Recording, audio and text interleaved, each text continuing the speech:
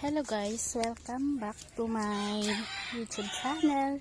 Ngayon ay mag-harvest na ako ng compost kasi kailangan ko na maglagay ng pataba sa aking mga tanim na kamatis at talong, pati mga sili.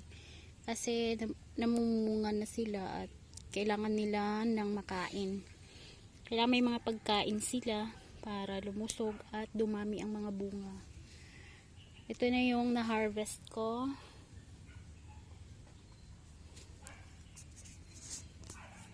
Ayan.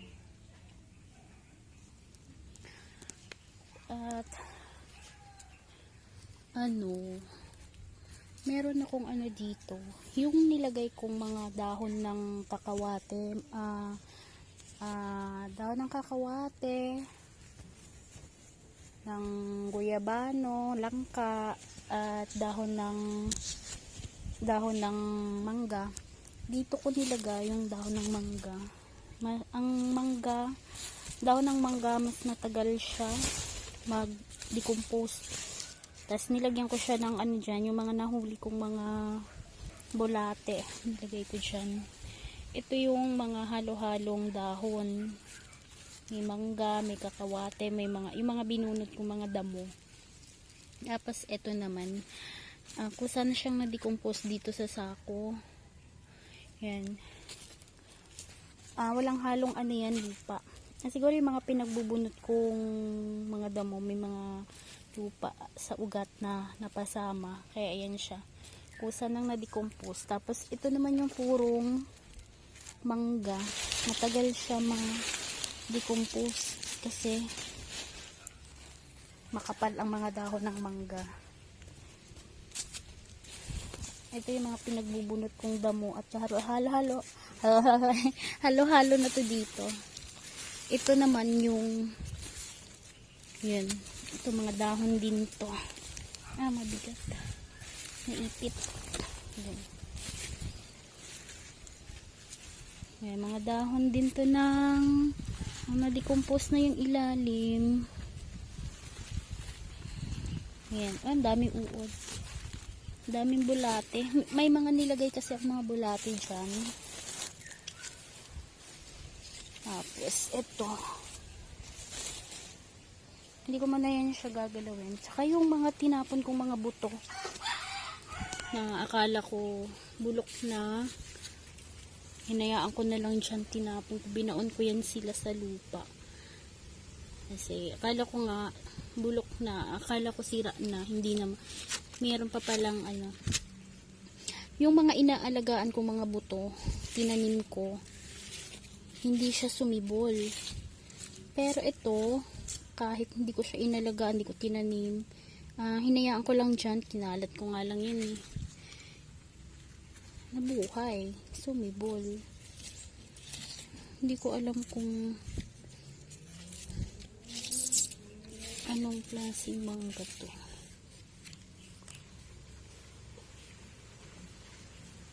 Ito, hindi ko alam kung itong manggang to ay itong mga sumibol dito ay Indian mango o yung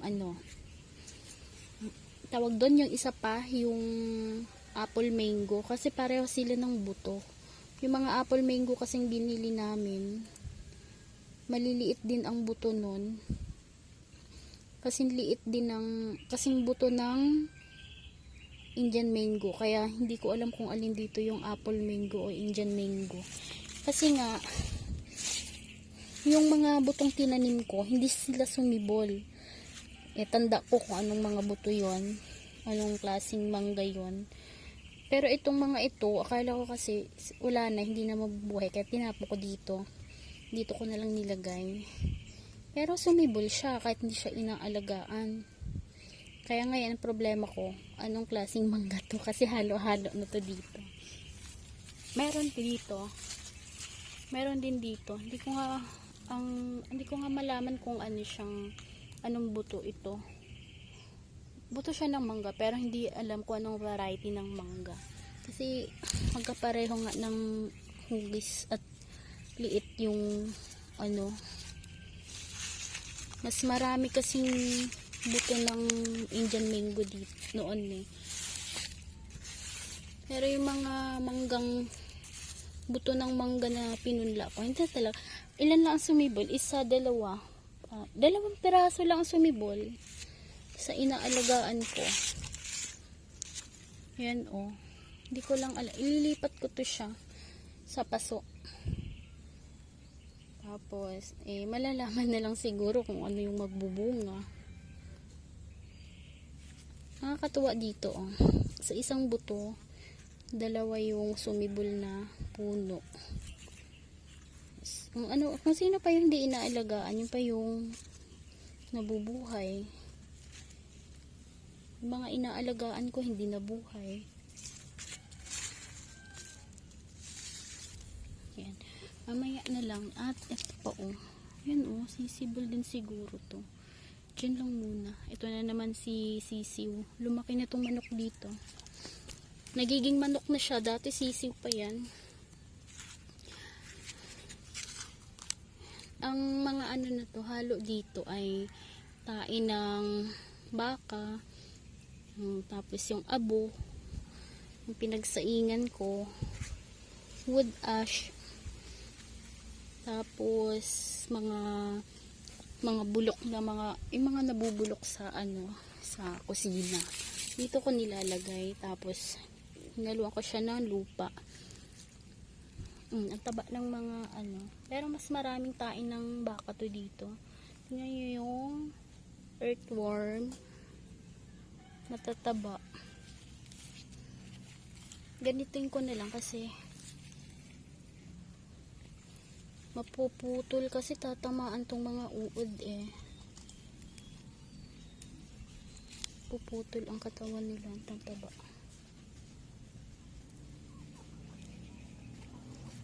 Bulok na yung ibang mga dahon at mga prutas, balat ng prutas. Ang dahon ng mangga hindi pa. Yan ang tataba oh. Yan oh. Tataba ng mga uod.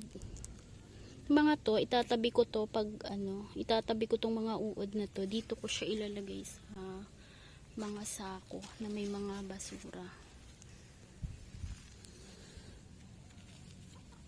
Tapos yung iba dyan na lang muna.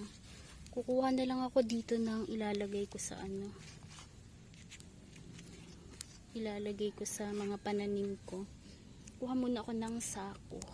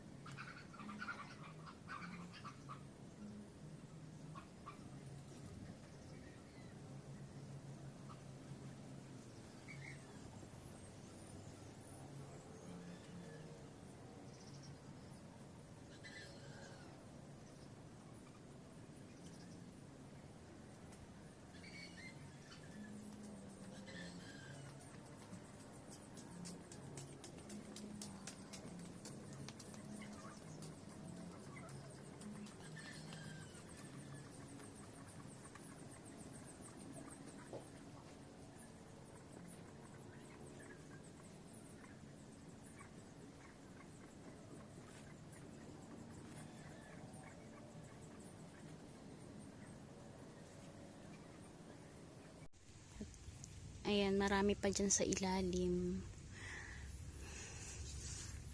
Ito na muna yung ilalagay ko sa mga halaman. Ayan, okay na rin. Naka-harvest na.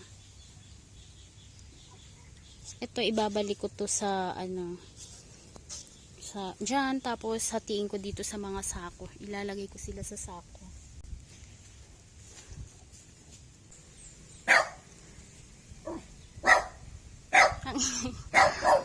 Hindi ako nakilala, nakatalukbong kasi ako. Ito yung mga kamatis na lalagyan ko ng mga pataba. Nasa flowering stage na kasi sila. Kaya kailangan pakainin. Dito naman sa ano na to. Ito may namumunga na Ayan. Tapos ito meron na mumulaklak. Kailangan pakainin na. Mag-uumpisa na ako. Huwag ka maingay.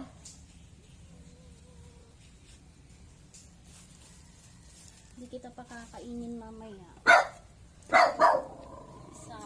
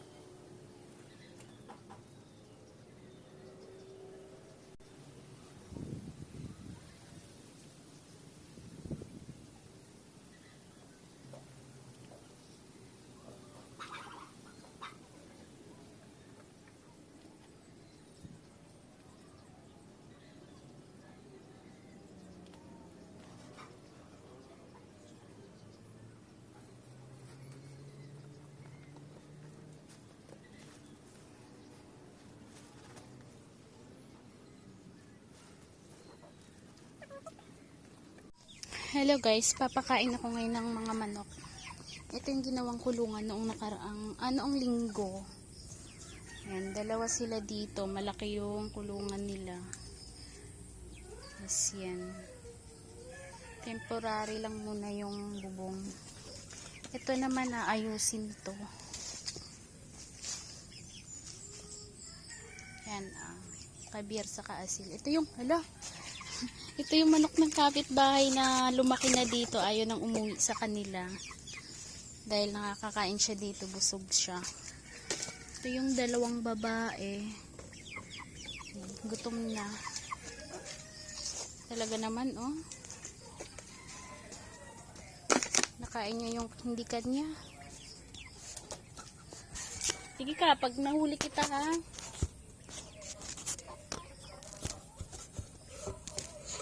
Ayusin ko lang yung camera.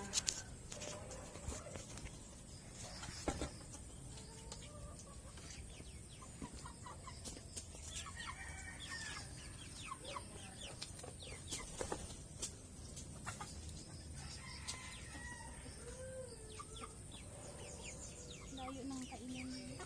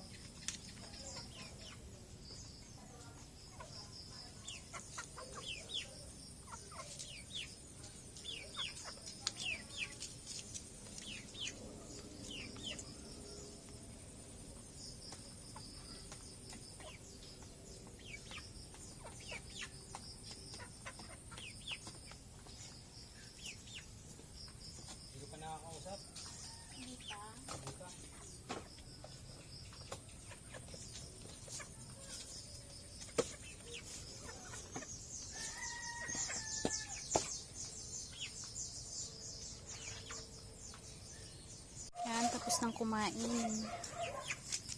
Ito, pahinga na sila.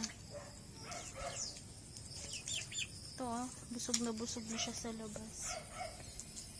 Tapos nang kumain. Naglagay ako ng patungan nila. Kasi mahilig silang pumatong sa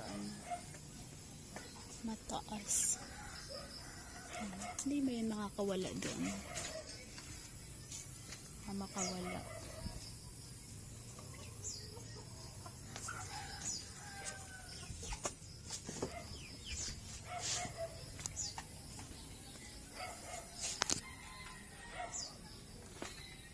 Kawala na naman.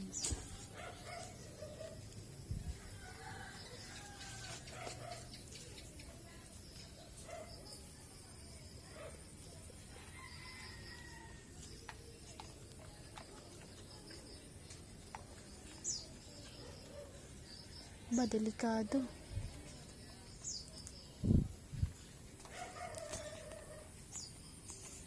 Baka nga makawala to. Dito kainam naman gumawa.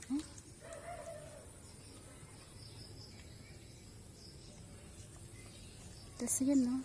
Nakakapasok sila dito. Ayos talaga.